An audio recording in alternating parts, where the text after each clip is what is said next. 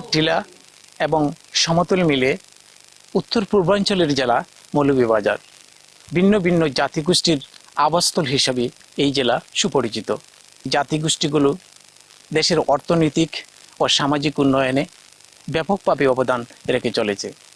বিভিন্ন জাতিগোষ্ঠীর অধিকার, সমৃদ্ধ ঐতিহ্য এবং সংস্কৃতিকে সুরক্ষার লক্ষ্যে প্রতি বছর 9 আগস্ট পালন করা হয় বিশ্ব আদিবাসী দিবস। মণিপুরী, খাসিয়া, গারো, ভূমিজ, ত্রিপুরা, মুন্ডা ও সাঁওতাল সহ 50টি ক্ষুদ্র নৃতাত্ত্বিক জাতিগোষ্ঠীর বসবাস মৌলভীবাজারে। যুগের পর যুগ ধরে তারা তাদের নিজস্ব ভাষা, সংস্কৃতি ও ধর্মীয় ঐতিহ্যকে ধারণ করে চলে আসছে। এসব ক্ষুদ্র জাতিগোষ্ঠীর অনেকেই 1971 সালে পাকিস্তানি হানাদার বাহিনীর সাথে যুদ্ধ করে দেশের স্বাধীনতা সংগ্রামে অবদান রেখেছেন। আমি তো আদিবাসী বলে যাই নাই, এই যে বাঙালি হিসেবে, বাংলাদেশের একজন সন্তান হিসেবে ওর জন্যে গেছি। আমার অনেক ছাত্রগুলো, আমার বন্ধুগুলো যখন যাচ্ছে, সুতরাং আমার ইচ্ছা হলো আমি বসে থাকবো না, আমিও বাংলাদেশের ওই স্বাধীনতার যুদ্ধে অংশগ্রহণ করব। তখন আমি নাম দিয়ে মুক্তিযুদ্ধে চলে গেলাম আর কি। বাংলাদেশের নাগরিক হিসেবে আমরা সমান অধিকার পাইতে চাই সবার কাছ থেকে, বাংলাদেশের নাগরিক হিসাবে। কারণ জন্ম আমাদের বাংলাদেশে, বড় হয়েছে বাংলাদেশে, চাকরিও করেছে বাংলাদেশে, এখন স্বাধীনতা যুদ্ধে অংশগ্রহণ করেছে বাংলাদেশে। একই সাথে স্বাধীনতার দীর্ঘ 54 বছরে দেশের অর্থনৈতিক উন্নয়নে রয়েছে তাদের ব্যাপক অবদান। এ অঞ্চলের মণিপুরী সম্প্রদায়ের মণিপুরী তাঁত, কাশিয়াদের ফসল কাশিয়া পান এবং চা শ্রমিকদের কষ্টে উৎপাদিত অর্থকরী ফসল চা দেশের বাজার ছাড়িয়ে বিদেশেও রপ্তানি হচ্ছে নিয়মিত। এতে প্রচুর পরিমাণ বিদেশি মুদ্রা অর্জনে দেশের অর্থনৈতিক চাকা আরও সচল হয়ে উঠছে। তবে এদেশের মাটিতে বংশানুক্রমে যুগের পর যুগ ধরে বসবাস করেও এই ক্ষুদ্র জাতিগোষ্ঠী আজও পায়নি বসবাসের জন্য নিজস্ব বসতভিটা ও ভূমির অধিকার। এসব ক্ষুদ্র জাতিগোষ্ঠী এখনো অন্যের লিজ নেওয়া পাহাড়ি জমিতে বসবাস করতে বাধ্য হচ্ছে। চাষাবাদেও অন্যের জমির উপর নির্ভরশীল হতে হচ্ছে। নিজ দেশে থেকেও যেন পরবাসী জীবন। শুধু তাই না, প্রতি মুহূর্তে উচ্ছেদ আতঙ্কে কাটছে তাদের দিন। ভূমি জটিলতায় পড়ে প্রতিদিন মামলা মোকদ্দমায় নিঃস্ব হয়ে পড়ছেন অনেকে। আমার মতো অনেকে গেজেটভুক্ত আছে, ধরেন প্রায় 51টি মতো আমরা বাংলাদেশের গেজেটভুক্ত আদিবাসীরা আছে, যা সরকার ক্ষুদ্র নিগোষ্ঠী বলে আখ্যায়িত করা হয়।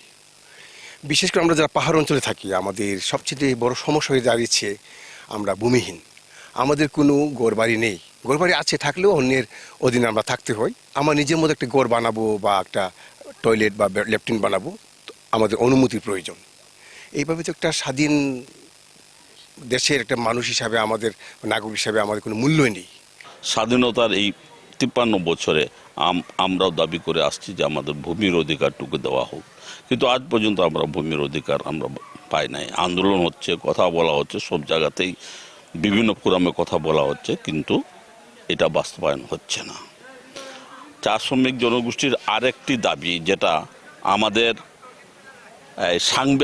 সাংবিধানিক স্বীকৃতি, যেটাকে বলা হয়, আমরা আদিবাসীরা সাংবিধানিক স্বীকৃতি হিসাবে আমরা দাবি করছি। আমরা ক্ষুদ্র নৃতাত্ত্বিক জাতিগোষ্ঠী হিসাবে আর নই।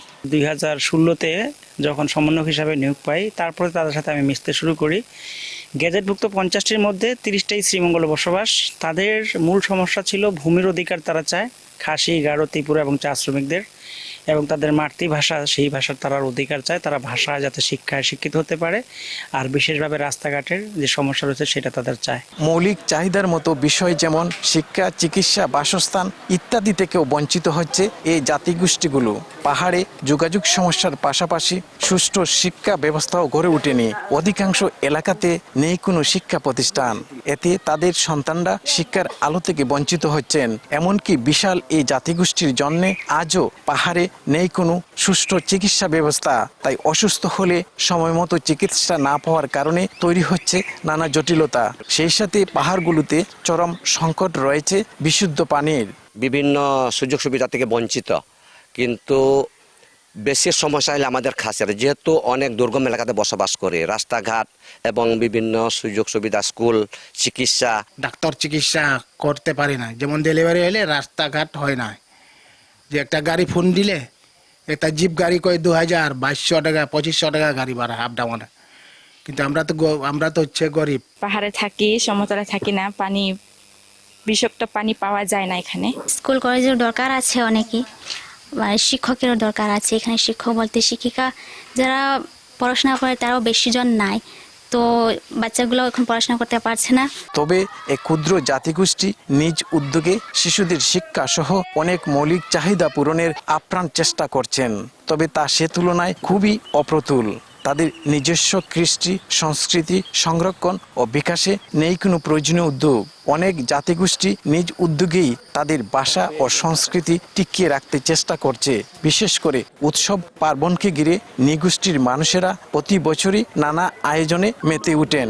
মণিপুরীরা রাসনৃত্য, গারোরা ওয়ানগালা আর খাসিয়ারা কাশি স্যাং কুট স্ল্যাম সহ নানা আয়োজন পালন করেন। এসব দাবি নিয়ে বিভিন্ন সময়ে তারা আন্দোলন সংগ্রাম করলেও খুব একটা লাভবান হচ্ছেন না বলে জানান নৃতাত্ত্বিক জাতিগোষ্ঠীর একাধিক প্রতিনিধি। এসব জাতিগোষ্ঠীর সার্বিক উন্নয়নে সরকার ও স্থানীয় প্রশাসন যে একেবারেই নীরব তা কিন্তু নয়। সরকার ও প্রশাসনিকভাবেও ব্যাপক কাজ করা হচ্ছে, তবে তাদের দাবি দেওয়ার তুলনায় বাস্তবায়িত দাবিগুলোর সংখ্যা খুবই কম। বেসিক রাইটস এগুলা আমরা আমাদের পাবলিক হেলথ থেকে তাদেরকে যে সেফ ড্রিঙ্কিং ওয়াটারটা নিশ্চিত করছি। পাশাপাশি চিকিৎসার যে বিষয়গুলো আছে, বিভিন্ন এনজিও আছে এই উপজেলায় কর্মরত, সেই এনজিওগুলো বাসায় বাসায় হাউস হোল্ড টয়লেট নির্মাণ করে দিচ্ছে। তাদের দেখা গেল শিক্ষার জন্য 2টা বাগানে, আমার রাজঘাট এবং বিদ্যাবিল, এই 2টা বাগানে একটা প্রকল্প চালু হবে। আমাদের সাথে মত বিনিময় করে গেছে খুব শীঘ্রই। আজকের এই দিবসে তাদের ভূমির অধিকার, রাষ্ট্রীয়ভাবে এই দিবস পালন এবং সরকারি সব ধরনের সুযোগ সুবিধা পাওয়ার দাবি জানাচ্ছেন নৃতাত্ত্বিক জাতিগোষ্ঠীর লোকজন। এক পরিসংখ্যানে জানা যায় মৌলভীবাজারের 7 উপজেলার প্রতিটি পাহাড় আর সমতল ভূমিতে প্রায় 5 লক্ষাধিক নৃতাত্ত্বিক জনগোষ্ঠীর বসবাস।